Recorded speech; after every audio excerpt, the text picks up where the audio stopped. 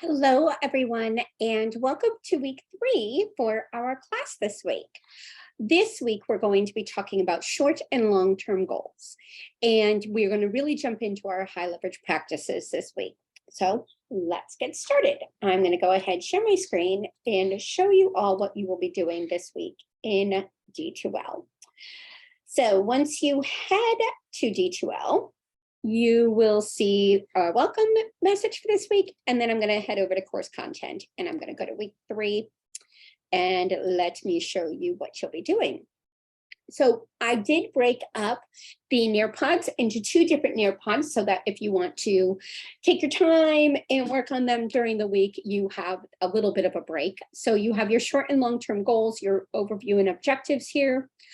Course materials, we will be using the text. So when you click course materials, the textbook will pop up. So here's our textbook, and you're going to go ahead and head over to the text. Once this opens, it'll take a second. And in Yuzu Reader, I don't know if you are aware of this, but this will read it to you, which is always really nice. But we're going to head to the assessment We're going to head to the instruction high leverage practices, which is section 4, and we're going to be reading chapter 11 this week. If you're curious as to where to turn the audio on, if you go up to the top of your screen, and there's 3 little dots, it says more options. If you click read aloud and click play,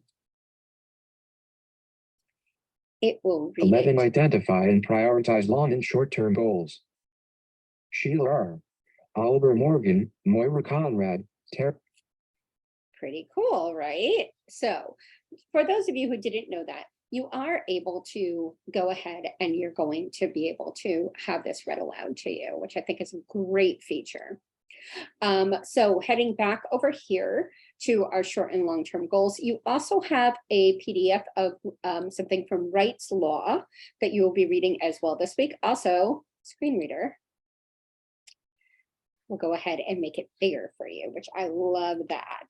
So that will go ahead and automatically zoom it for you, which I do like that fact that it will do that for you. And if you have a screen reader on your computer, it will read it to you as well. You're also going to watch a short video from high leverage practices on high leverage practice 11. Then you're going to head into your short and long-term goals. First, we're going to talk about the background. And right now, the Nearpod is not narrated. There will be a narrated version that I will be uploading either later tonight or first thing tomorrow morning. You have a quiz on chapter 11 this week. So note, you have a quiz. You do not have an infographic this week. I'm going to say that again. No infographic, just the quiz. And then you have your differentiation presentations that you're going to go in and you're going to be responding to a minimum of 2 other groups individually, and in your response, 1 paragraph with your thoughts. Okay. I'm going to head back over. So 3B is going to be Nearpod 2.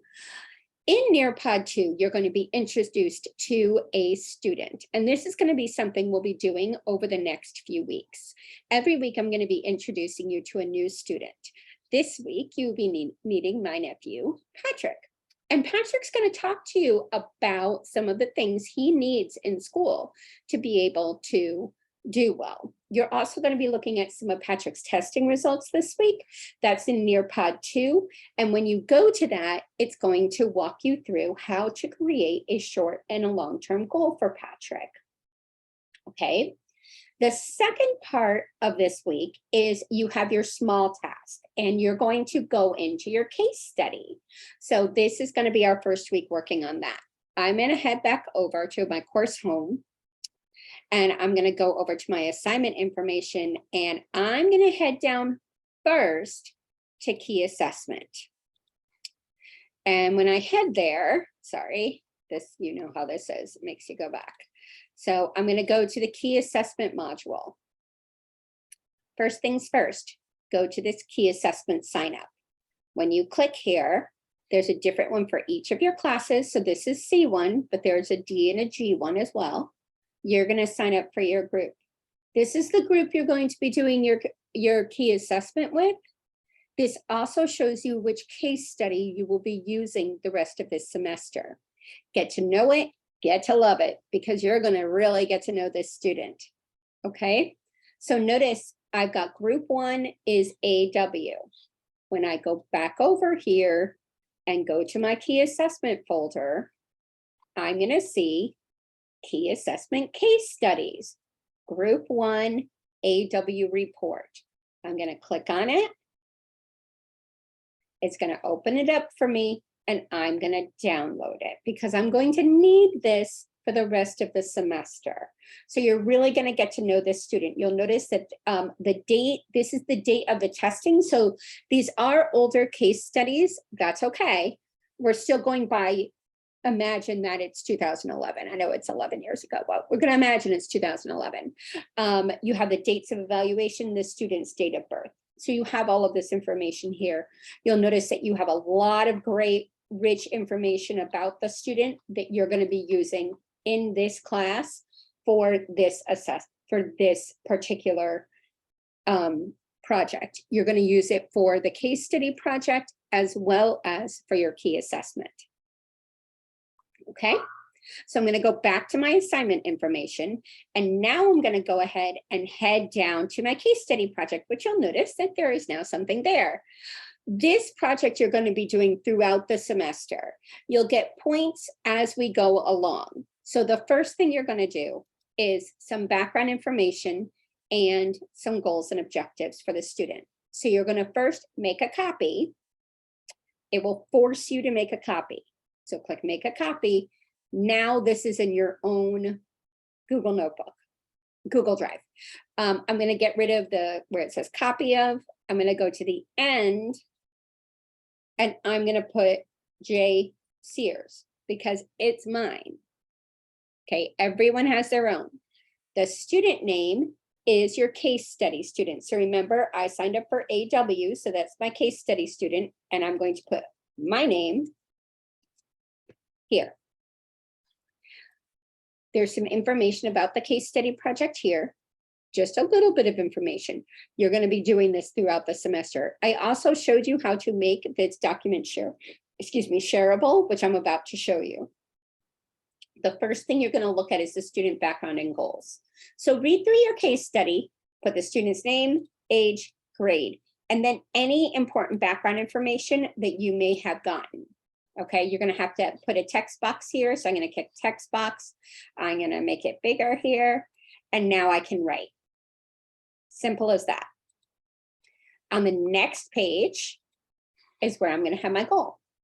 Your goal and objectives will go here. Long-term and 4 short-term goals. Your 4 short-term goals. And you can choose whatever academic area the student shows they have needs. Again, you're going to go ahead and you're going to enter more information here. You can actually just hit return, and you're going to write your goal and the 4 benchmarks. After you have done that, I told you I would show you this. Go up to where it says share, and see where here it says general access and it says restricted. Change that to anyone with the link can either comment or edit. One of those. I don't care which, one of those, and then you're going to copy the link. All you have to do is click copy link. It automatically copies it to your desktop. Did you know that? Now, when I go back here and I go to my assignments for this week, I notice that I have my week 3 small task is the case study. Create your Google Notebook, create an IEP long-term goal, and 4 benchmark short-term objectives.